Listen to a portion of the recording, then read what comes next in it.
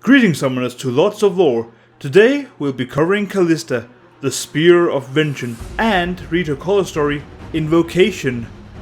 There are more color stories about the Shadow Isles, but Kalista is kind of a side character there, so I won't include those, but enjoy.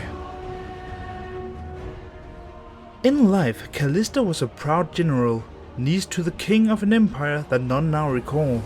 She lived by a strict code of honor, serving the throne with utmost loyalty.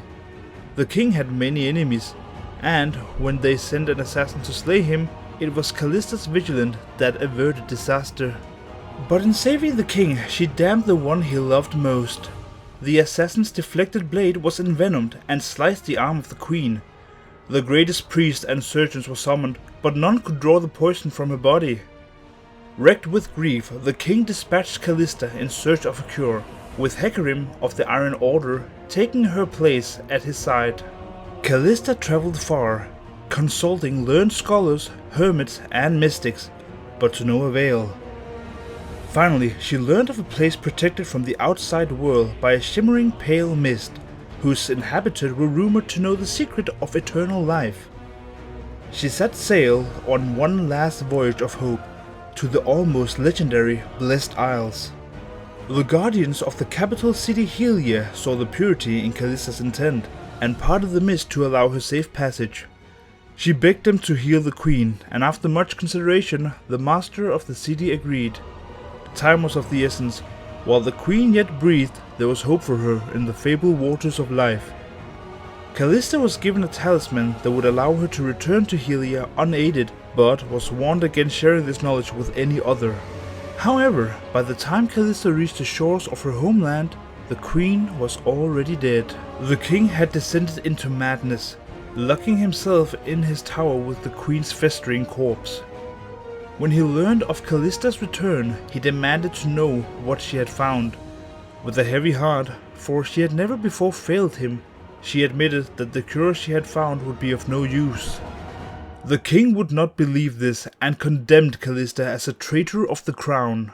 It was Hecarim who persuaded her to lead them to the Blessed Isles, where her uncle could hear the truth from the masters themselves.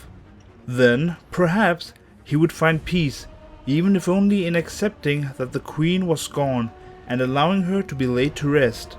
Hesitantly, Kalista agreed. And so, the king set out with a flotilla of his fastest ships, and cried out in joy as the glittering city of Helia was revealed to him. However, they were met by the stern masters who would not allow them to pass. Death, they insisted, was final. To cheat it would be to break the natural order of the world. The king flew into a fevered rage and commanded Kalista to slay any who opposed them. She refused and called on Hecarim to stand with her.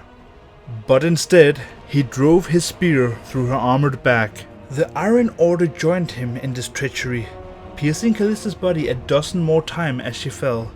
A brutal melee erupted, with those devoted to Kalista fighting desperately against Hecarim's knights. But their numbers were too few. As Kalista's life faded, and she watched her warriors die, swearing vengeance with her final breath. When next Kalista opened her eyes, they were filled with dark power of unnatural magic. She had no idea what had transpired, but the city of Helia had been transformed into a twisted mockery of its former beauty. Indeed, the entirety of the Blessed Isles was now a place of shadow and darkness, filled with howling spirits trapped for all eternity in the nightmare of undeath. Though she tried to cling to those fragmented memories of Hecarim's monstrous betrayal, they have slowly faded in the centuries since, and all that now remains is a thirst for revenge, burning in Kalista's ruined chest. She has become a spectre, a figure of macabre folklore, often invoked by those who have suffered similar fates.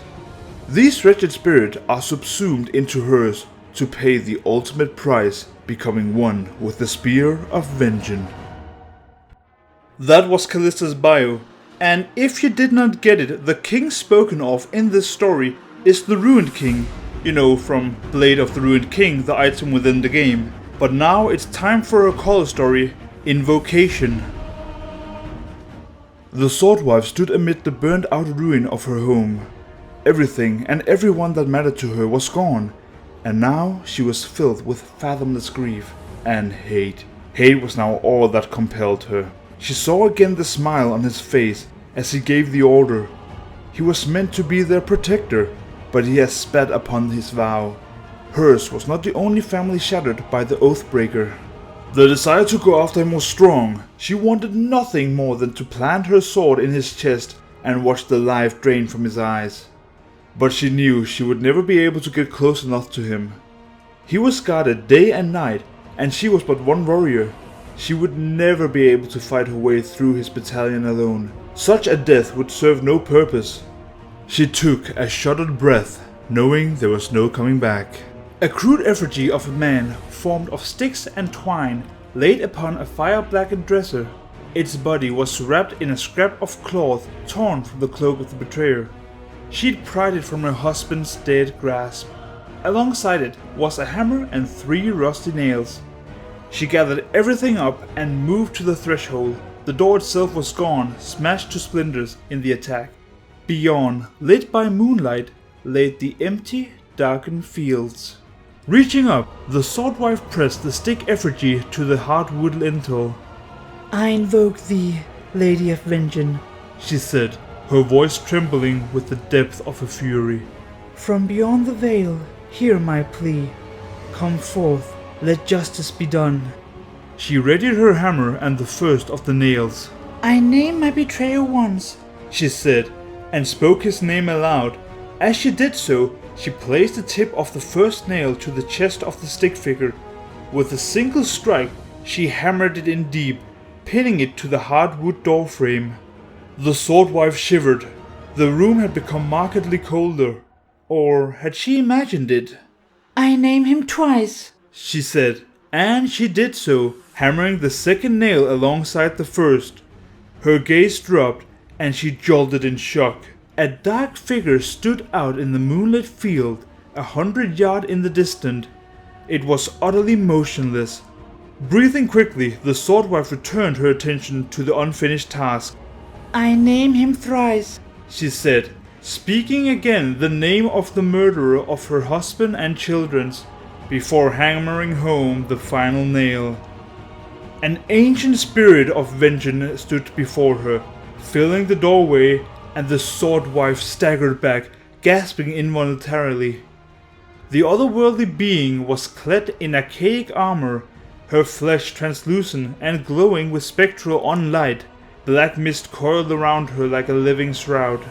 With the squeal of tortured metal, the spectral figure drew forth the blackened spear protruding from her breastplate, the ancient weapon that had ended her life. She threw it to the ground before the Swordwife. No words were spoken. There was no need. The Swordwife knew what was being offered to her. Vengeance.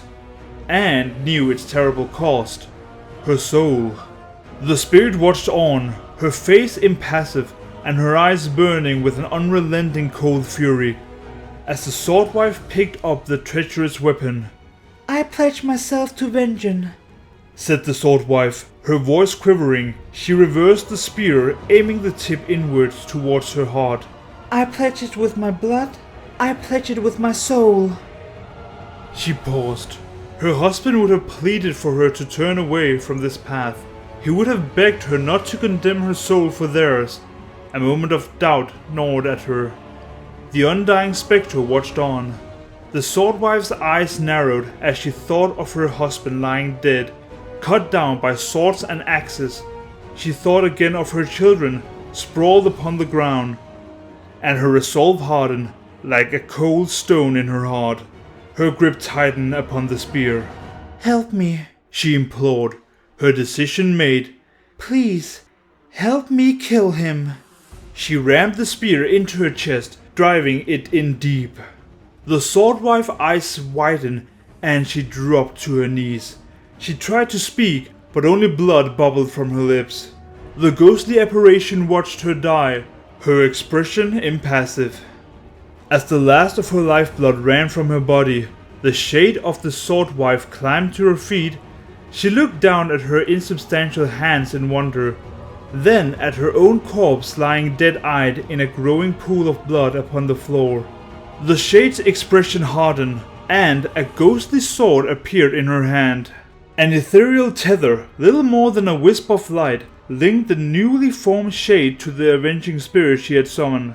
Through their bond, the Swordwife saw her differently, glimpsing the noble warrior she had been in life. Tall and proud, her armor gleaming, her posture was confident, yet not arrogance. A born leader, a born soldier. This was a commander the Swordwife would willingly have bled for. Behind the spirit's anger, she sensed her empathy, recognizing the shared pain of betrayal. "Your cause is our cause," said Kalista, the spear of vengeance. Her voice was grave cold. "We walk the path of vengeance as one now." The Swordwife nodded. With that, the avenging spirit and the Shade of the Swordwife stepped into the darkness and were gone. And that summoners conclude Kalista, the Spear of Vengeance. As I said in the beginning of the video, there are more color stories about the Shadow Owls where she is a character in them, but not a main character, so I do not include it here. Though, if you want those stories, please tell me. And if you like this video, give it a like, share it with people who might also like it, and subscribe for more in the future. But until next time, enjoy.